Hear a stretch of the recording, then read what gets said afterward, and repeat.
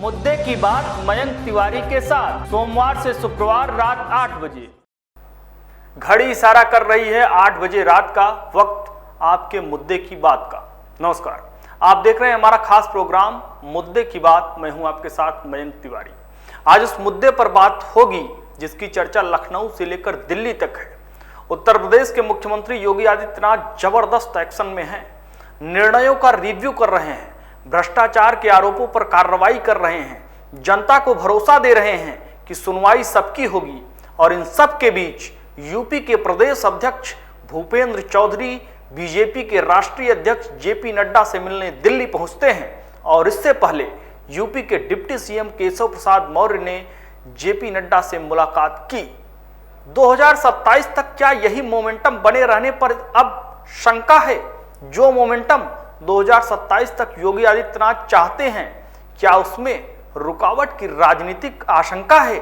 जहां केशव प्रसाद मौर्य कहते हैं सरकार से बड़ा संगठन, दूसरे डिप्टी सीएम ब्रजेश पाठक योगी सरकार के हूटर हटाओ अभियान पर सवाल छोड़ जाते हैं।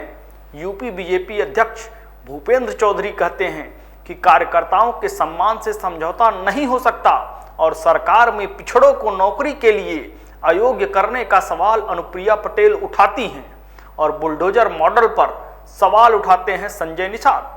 तो पूछा जाने लगा, क्या उत्तर प्रदेश में घटी सीटों की वजह योगी सरकार पर चिंता की लकीरें अपने ही बढ़ा रहे हैं? चुप्पी साध कर होती उत्तर प्रदेश बीजेपी की सियासत में जैसे किसी राजनीतिक तूफान से पहले की ये शांति है। सवाल की वजह समझिए।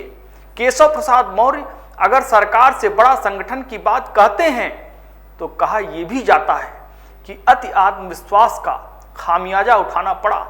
अगर यह कहा जाता है कि कार्यकर्ताओं के सम्मान से समझौता नहीं होने देंगे तो जवाब यह भी आता है कि विपक्ष जब झूठ फैला रहा था तो सुबह शाम फोन करके मैसेज करके उस झूठ को फैलने से क्यों नहीं रोक सके? अगर बीजेपी की बैठक में कहा गया कि हार की वजह से कार्यकर्ता का जो दर्द है वही मेरा दर्द है, तो जवाब यह भी आया कि बैकफुट पर किसी को आने की कतई कोई जरूरत है ही नहीं। उत्तर प्रदेश में मुख्यमंत्री निश्चिंत हैं, बैकफुट पर नहीं जाने वाले हैं। ये साफ कर चुके हैं, बता चुके हैं कि वो एक बदलते हुए उत्तर प्रदेश को गढ़ने में जुटे हैं। सरकार सुरक्षा का वातावरण उत्तर प्रदेश में मुख्यमंत्री और उसमें यूपी के भीतर पार्टी में असुरक्षा की आशंका उठाती राजनीति का सवाल कहां से है? क्या इसलिए क्योंकि डिप्टी सीएम केशव प्रसाद मौर्य दिल्ली पहुंचे हैं? दिल्ली में बीजेपी अध्यक्ष जेपी नड्डा से केशव प्रसाद मुलाकात करते हैं और इस मुलाकात का मतलब क्या है? क्या यूपी में बीजेपी कार्य समिति की बैठक के बाद केशव प्रसाद मौर्य को दिल्ली बुलाया गया? क्या जो बयानबाजी सरकार को लेकर पार्टी के भीतर की गई उस पर केशव प्रसाद मौर्य से बातचीत होनी है? क्या 10 सीटों पर उपचुनाव से पहले उत्तर प्रदेश में बयानबाजी वाली पॉलिटिक्स पर रोक लगाने के लिए केशव प्रसाद मौर्य दिल्ली बुलाए गए हैं? केशव प्रसाद मौर्य के दिल्ली आने के बीच उत्तर प्रदेश को लेकर चर्चा इसलिए भी बढ़ जाती है क्योंकि अब की बार यूपी के बीजेपी प्रदेश अध्यक्ष भूपेंद्र चौधरी भी बीजेपी के राष्ट्रीय अध्यक्ष जेपी नड्डा से मुलाकात करते हैं। तो क्या आगे और भी नेता दिल्ली बातचीत के लिए बुलाए जा सकते हैं? यह भी एक सवाल है और इस सवाल के बीच उत्तर प्रदेश में होते घटनाक्रम पर गौर करना बहुत जरूरी है, जहां हार के कारणों में एक पैटर्न दिखाई देता है और साथ ही ये भी दिखता है कि जहां इस बार बीजेपी का उत्तर प्रदेश में दलित पिछड़ों का वोट घटने से सीट घटने की बात कही जाती है, वहां सिर्फ बीजेपी नहीं बल्कि बीजेपी के साथी दल के नेता भी सरकार के कुछ कदमों पर सवालों से वार करते हैं। जो आम होगा वही राजा होगा, ये बात उत्तर प्रदेश के मुख्यमंत्री ने आम महोत्सव में कही। लेकिन यही बात खास है क्योंकि आम आदमी के ही वोट से सत्ताधारी चुने जाते हैं और उसी आम आदमी आम कार्यकर्ता को लेकर सवाल अपनी ही सरकार से बीजेपी के भीतर उन्हीं के अपने पूछने लगे। डिप्टी सीएम केशव प्रसाद मौर्य कार्यकर्ता को लेकर सवाल उठाते हैं। केंद्रीय मंत्री अनुप्रिया पटेल पिछड़ों की नौकरी का सवाल उठाती हैं। राज्य में मंत्री संजय निषाद बुलडोजर एक्शन पर सवाल उठाते हैं। जौनपुर से हारे कृपा शंकर सिंह कार्यकर्ताओं की उपेक्षाओं की बात करते हैं। योगी राज पार्ट 1 में मंत्री रहे मोती सिंह थाने कचहरी में करप्शन का सवाल छोड़ते हैं। कन्नौज से हारे सुब्रत पाठक अधिकारियों की मनमर्जी पर सवाल खड़ा करते हैं। ये सारे सवाल किससे और किस लिए? क्या सवाल उठाकर उत्तर प्रदेश में जहां योगी मॉडल पर प्रश्न चिन्ह अपने ही नेता लगा रहे हैं, उसी में नया नाम जुड़ता जा रहा है। मिर्जापुर से विधायक रत्नाकर मिश्र जो अब कहते हैं कि अधिकारी मिर्जापुर के मनबड़ हो गए हैं। तो क्या ऐसे ही सवाल बीजेपी में भीतर से सुलगते रहे, जिसका नतीजा रहा कि यूपी में बड़ी हार बीजेपी को लोकसभा चुनाव में झेलनी पड़ी और उसकी वजह अधिकारियों का बेलगाम होना माना गया। अधिकारी बेलगाम हैं तो निशाना क्या सीधे 5 कालिदास मार्ग है? क्योंकि जहां पिछले 7 साल से ज्यादा के वक्त में योगी मॉडल सख्त प्रशासक की छवि के साथ सामने आया, वहां अपनी ही सरकार पर निशाना लगाने का क्या कोई सियासी पैटर्न भी दिखता है?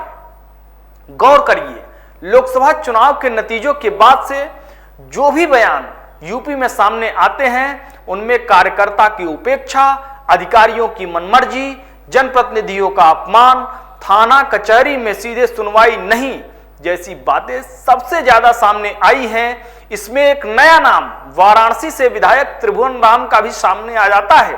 कार्यकर्ता की उपेक्षा के आरोप के बीच योगी सरकार को घेरने में क्या पिछड़े नेता भी आगे आए?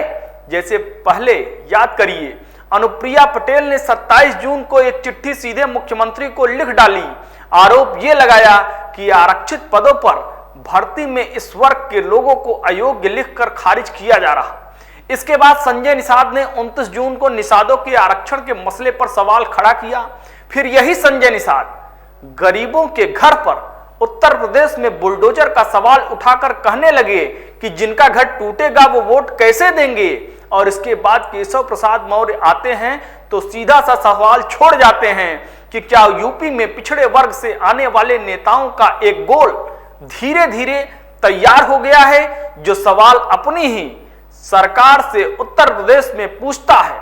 और अगर हां तो फिर इसका मकसद क्या है? राजनीतिक चर्चा एक तरफ, दिल्ली तक नेताओं की दौड़ भाग एक तरफ, और तब उत्तर प्रदेश के मुख्यमंत्री योगी आदित्यनाथ लगातार एक्शन में हैं, बड़े बड़े फैसले ले रहे हैं। और तभी तो उत्तर प्रदेश के मुख्य सचिव से मुलाकात के बाद शिक्षकों के लिए राहत भरी खबर उत्तर प्रदेश से आ जाती है। शिक्षकों का डिजिटल अटेंडेंस सिस्टम 2 महीने के लिए रोक दिया गया। लाखों सरकारी शिक्षक डिजिटल हाजिरी वाली व्यवस्था का विरोध कर रहे थे। अब इस पर रोक को साथ एक्सपोज कमेटी बनाई गई, जो इन 2 महीनों में शिक्षकों के मुद्दों पर विचार करेगी। दूसरा एक्शन, भ्रष्टाचार को लेकर मुख्यमंत्री योगी आदित्यनाथ ने आईएएस ऑफिसर देवी शरण उपाध्याय को सस्पेंड कर दिया। अलीगढ़ में पट्टों के आवंटन में गड़बड़ी सामने आने पर योगी आदित्यनाथ ने कड़ी कार्रवाई की। वहीं मुहर्रम को लेकर योगी आदित्यनाथ के निर्देश पर जिले में शांति से हर जिले में सब कुछ संपन्न कराने के प्रयास में प्रशासन जुट गया है। वक्त आपसे इजाजत लेने का। उम्मीद है हमारी रिपोर्ट आपको पसंद आई होगी।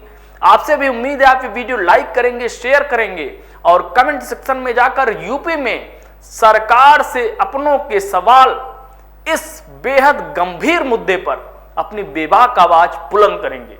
नमस्कार।